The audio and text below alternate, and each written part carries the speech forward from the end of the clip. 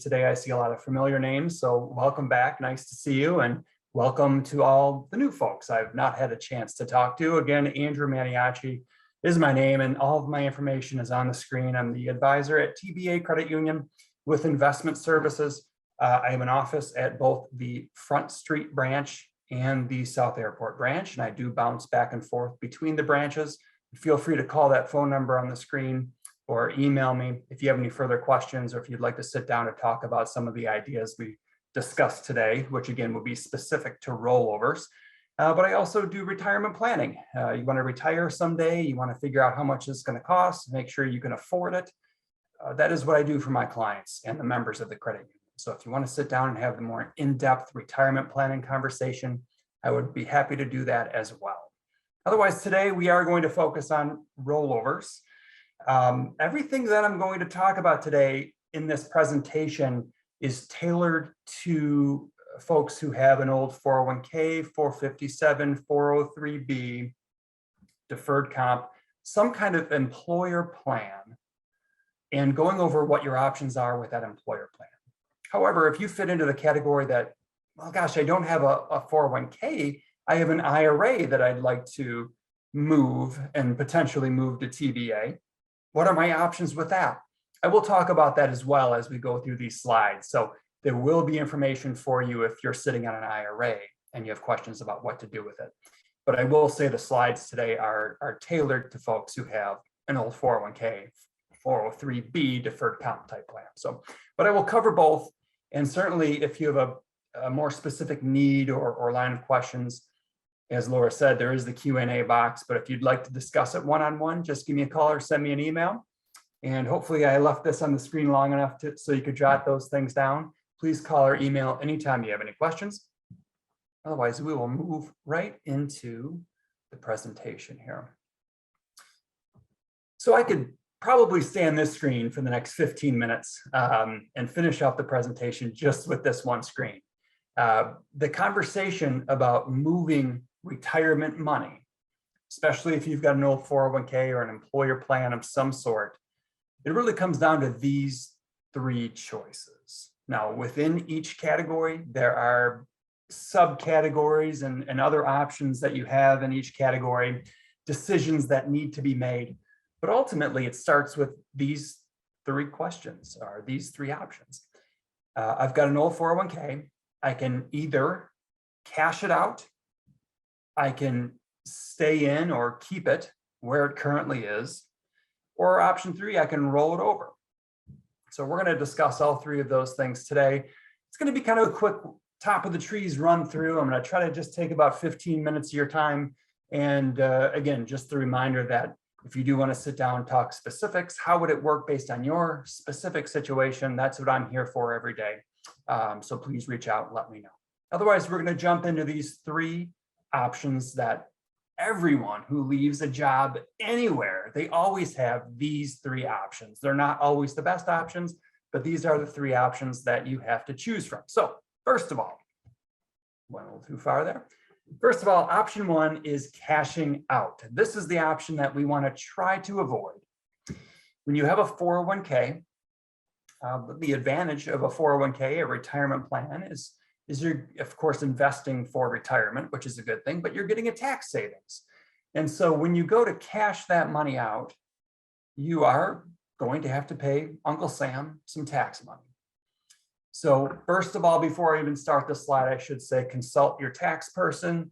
Everyone's tax situation is different based on, frankly, their income, their deductions, all kinds of stuff that I'm not qualified. I can certainly chat with you, but I'm not a licensed tax professional. But what we do know for sure is if you cash money out of a 401k, the IRS has a mandatory 20% tax. So it's that first item on the list there, that 20% federal income tax. That's a mandatory tax if you cash money out of a 401k. So you're going to lose 20% right off the bat. There's the potential for another 10%. And the next line down there for the premature distribution penalty. If you're younger than 59 and a half, you might pay that penalty. I say might because it is dependent on your tax situation. There might be a way to get around that, but most folks will pay that 20% penalty tax. And then of course, there's additional taxes down here, to me, that's really the state taxes, which is not listed on this slide, but the state of Michigan has a 4.25% tax on retirement accounts. So you're going to lose quite a bit of this money. And the next screen talks about the potential downfall of cashing out. Let's pretend your balance was $5,000 when you left work. Well, if you hadn't worked at that job for at least 5 years, you might not be fully vested. So if you have a 401k and you have questions on it, you can look at your statement and it'll tell you your vested balance. Let's say your balance is $5,000 on your statement. But if you were only there for 3 or 4 years, you didn't work the full 5 years, your vested balance, and vested is another word for ownership. How much of this account do I own? Well, you might not have worked long enough to be able to take all that money with you. So you might have a $1,000 non-vested balance that they take away from you. In this scenario on the screen, it's different for everyone. So I'm going to focus on the $4,000 really. Let's pretend you really had $4,000 in your account and forget the whole vesting thing. Well, if you had $4,000 in there and you cashed it out, you're going to lose $800 to Uncle Sam. You're going to lose $200, again, roughly for that 4% to the state of Michigan. And you're going to have a 10% premature penalty. Your $4,000 turns into $2,600. Or if you had 40,000 in there, your 40,000 would turn into 26,000. So you're obviously going to lose a lot to taxes and penalties. That's the whole point of this slide. It's dependent certainly on your income and your tax situation, but there's no question you're going to lose a big chunk to taxes. So you want to try to avoid option one, which is cashing out. If you have to do it, you have to do it. There are ways to minimize your taxes. Maybe you roll it over in one of our other options that we'll talk about, and maybe only cash out a portion. You just want to be careful if you cash out too much, because if you did have, let's say, $40,000 in your account and you cashed it out all at once, that's $40,000 that's going to be added to your taxable income. So my message today is try not to cash it out unless you absolutely have to. But if you do need to cash it out, maybe take it in smaller increments, maybe take an annual distribution instead of taking the whole amount at once. Any more questions on that, you can certainly reach out to me, let me know. We can do some planning and try to figure out how to properly distribute your funds over time to minimize the tax consequence. I'm going to skip past this slide. It's a pretty basic slide, just shows you, well, if you would have kept that money invested, it's going to grow over time. We'll talk about investments in a few moments. I just wanted to focus on that whole tax consequence of cashing out your 401k, IRA, 403.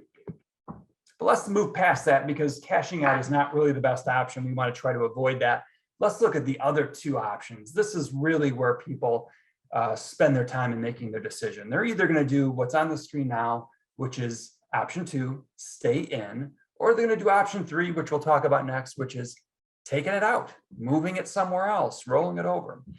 So option 2 involves keeping the money right where it is at the old employer plan. So you leave a job, you have an old 401k, and you've got 40,000 there. We'll go along with that number that I mentioned earlier.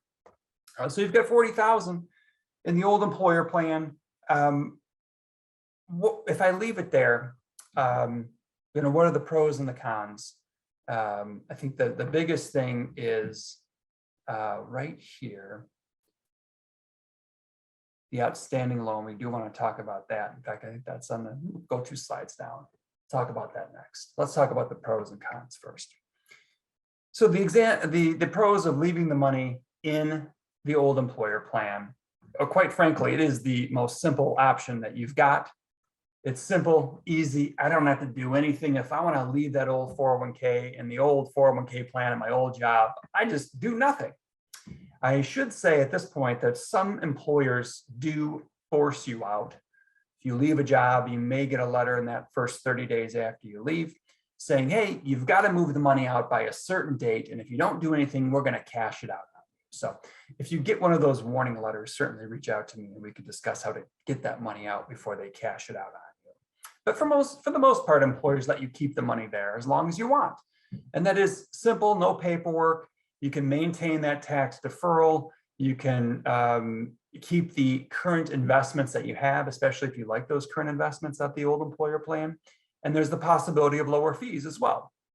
You do have to inspect fees in any of the conversations we're having today, whether it's keeping it at the old job, moving it somewhere else, moving it to a financial advisor, what are the fees involved? One of the most common questions I get in these types of conversations are, what are my fees? And it really frankly depends on what kind of account you have. I've got IRAs and investment accounts that are no fees. I've got stock market-based portfolios where it's a 1% management fee. So it really does depend on what kind of investment that you have through me, and that will determine the fees. And it's a conversation I'm always, of course, willing to have and explain as thoroughly as possible until your questions are answered. So those are the pros of leaving it in the old plan. The disadvantages of leaving it, I do like this one. So big disadvantage of leaving the money at the old employer. I've left that job, I don't work there anymore. Contributions, as I've highlighted, investing have stopped. So what that means is, gosh, I've got this $40,000.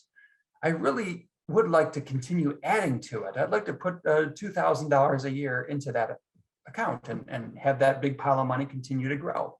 If you leave the money at your old employer, you cannot add to it because you don't work for that old employer anymore.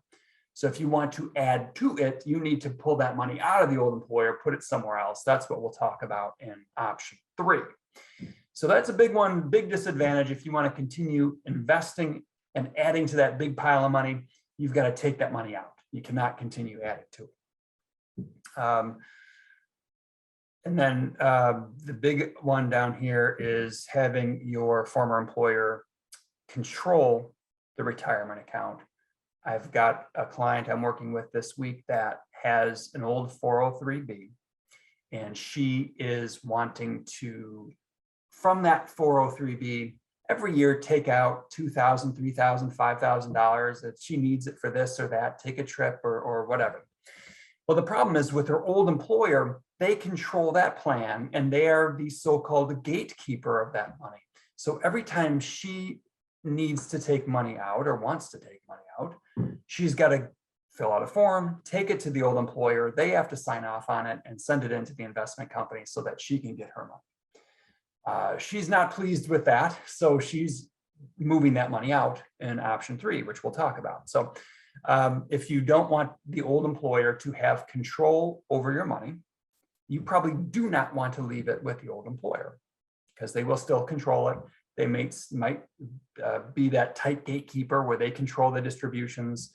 If they change the investment options that you have, you've got to go right along with it. If they change their investment provider, you've got to go along with it. So they control it. You just have an account there. Well, if you don't work there anymore, maybe that's not the right option for you.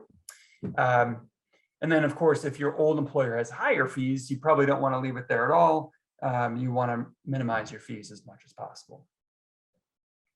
I did want to talk about loans because this is something that has come up fairly recently for me, and actually 2 of my clients coincidentally had the same issue. They left a job. They had a 401k, and that 401k, they had a loan. So they had taken money out against their 401k, and they were paying it back.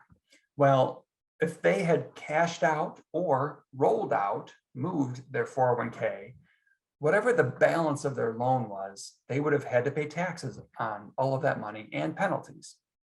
So my message here is, if you're considering moving your 401k, and if you have an outstanding loan against that 401k, you want to make sure there's no taxes and penalties. So just keep that in mind if you do have the loan. Another thing about loans is, once you leave the old employer, if you leave the money at the old employer, you cannot borrow against it like you could when you worked there. So you really, once you leave that employer, you can't take loans, you can't put money in. And a lot of times the only distributions they'll allow is kind of a one-time lump sum distribution. So they tend to be a little bit less flexible once you stop working there. But again, every employer is different. Some employers are very flexible. Most are not. But certainly you want to investigate that, and I can assist with that investigation if you'd like. So option 3, so we just talked about option 2, which was, hey, I'm just going to leave that 40,000 at my old 401k, at my old job. I don't really want to move it. I like where it is. And that's that. Well, great. If you don't want to do that, or if you want to explore your other options, then you're looking at option 3, which is a rollover. So the word rollover is specifically when you're moving from a 401k, 403b, deferred comp, 457, an employer plan into an IRA account. When you're transferring an IRA to an IRA, that's a transfer. So if you're watching me or listening to me today and you've got an old IRA, another bank, credit union, financial advisor, and you'd like to move that, that's technically a transfer. And a lot of the things I'm talking about today and calling a rollover applies to you as well, especially this option 3. If you've got an old IRA you want to transfer, or if you got an old 401k you want to roll over, the IRA options I'm going to discuss in these following slides will apply to you, and the investment choices that I talk about will apply to you, regardless of the type of account it is. Well, let's go back to the premise of these slides, which is you've got this old 401k. You've got $40,000 in this old 401k. I don't want to cash it out. I don't want to leave it at my old employer. Well, I'm down to option 3, rolling it over, and I can either roll it to my new employer plan, or I can roll it to my own IRA. So I've got this fork in the road or in the path or whatever this is. I've got to go one way or another. So let's talk about the first one, which is rolling it over to your new employer plan. So when you're doing a rollover, there are 2 ways to complete the paperwork process. You can do the crazy squiggly line arrow there, the indirect rollover, or you can do the nice clean arrow, which is the direct route. Either one is fine, and it'll accomplish getting the money from point A to point B. The indirect route is just a little bit more dangerous. You have to be a little bit more careful. The indirect route says you get the check yourself and you deposit it into your checking account or savings account, whatever. And then you've got 60 days. This is called a 60-day rollover.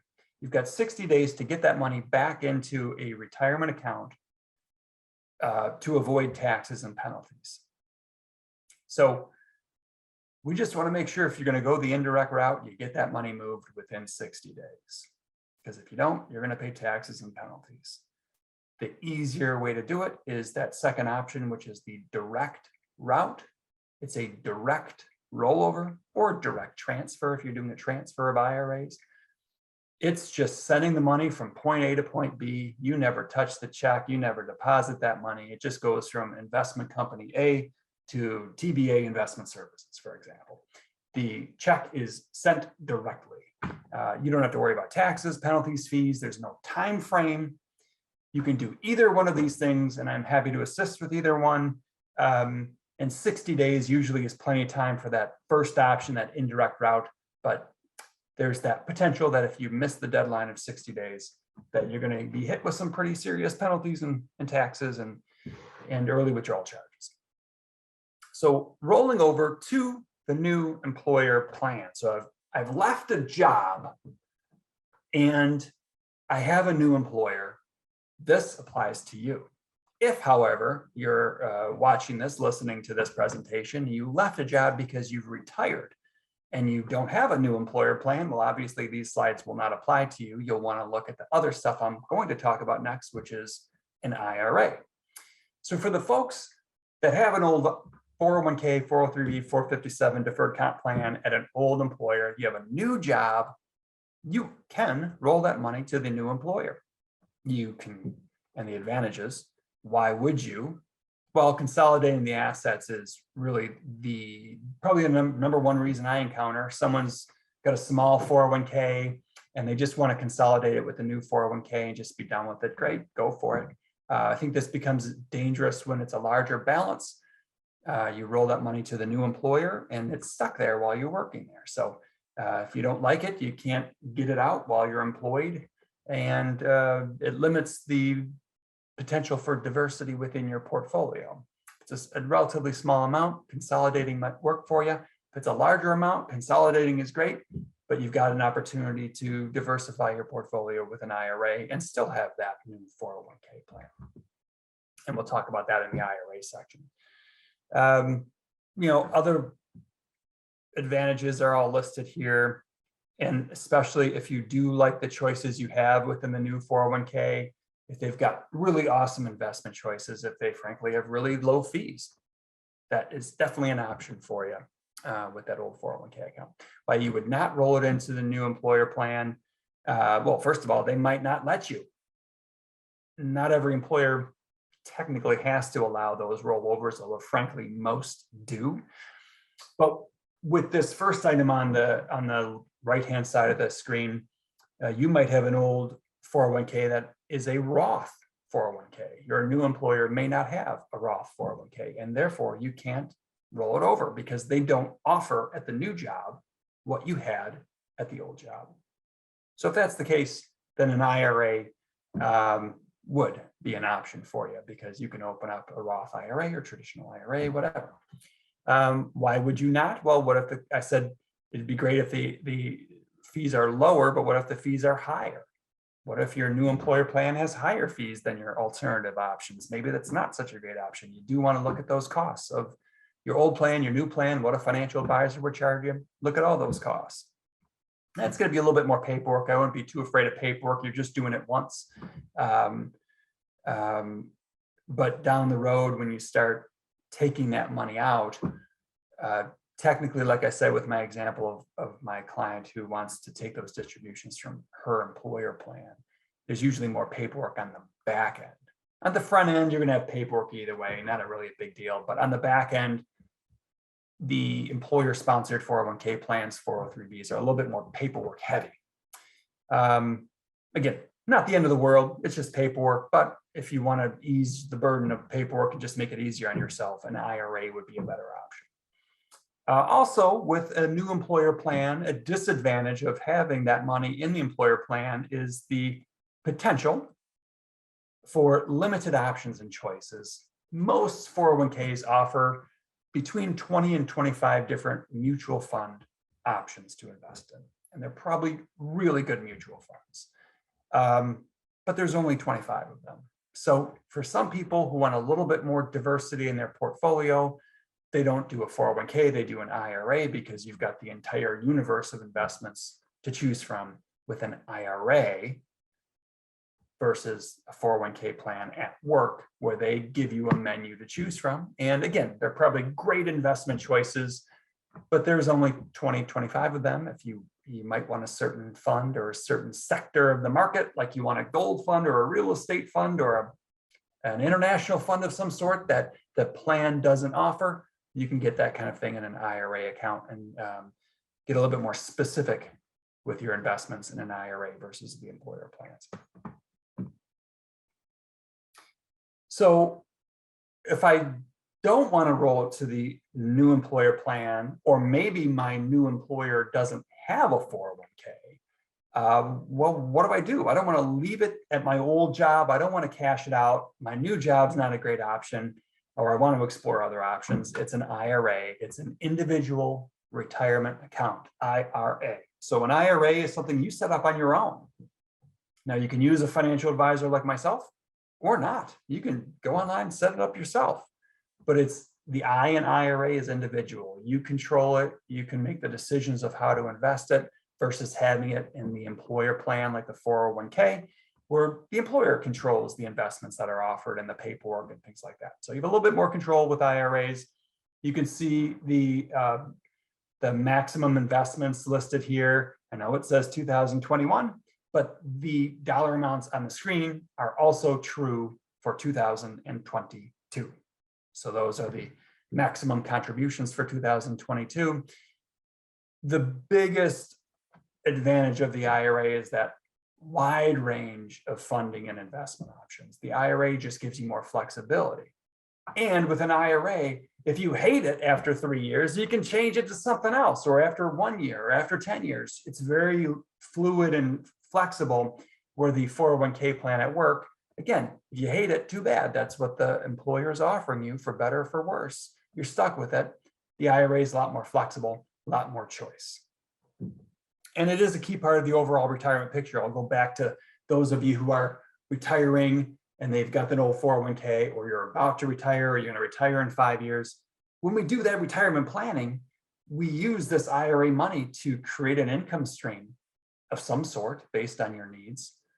401ks are not typically, on average, not built to generate income in retirement or take systematic distributions or give lifetime payments or whatever.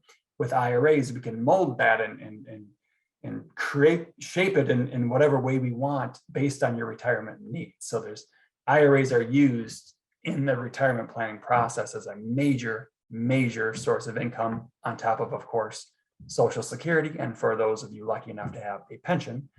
Well, if those things don't cover your expenses, it's the IRAs we typically turn to generate income.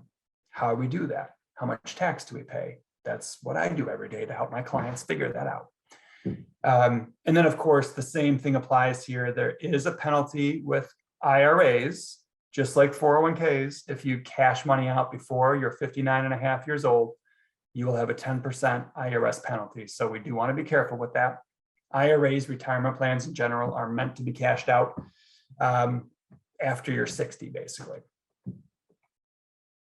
So when we're trying to figure out the type of IRA we want to talk about the type of IRA and the risk we're going to take with that IRA. So the type of IRAs, we've got traditional and we've got Roth. And frankly, just about everything on this page is the same. So let's take it to the next screen.